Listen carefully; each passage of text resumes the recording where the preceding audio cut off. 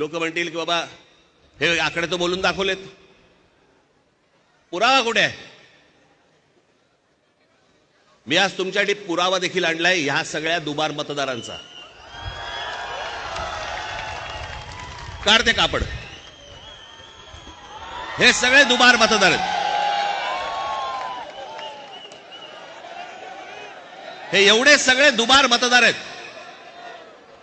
हे मी तुम्हाला आता जेवढे फक्त मतदारसंघ सांगितले तेवढ्यातले फक्त दुबार मतदार आहेत. म्हणजे तुम्हाला कल्पना येईल महाराष्ट्रामध्ये काय प्रकारचा गोंधळ येतो.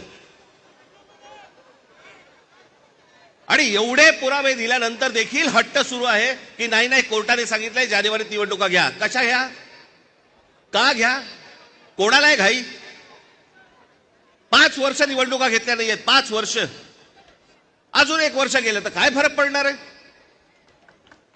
काय फरक पडतो? 5 वर्ष काही फरक नाही पडला, अजून 1 वर्ष गेलं.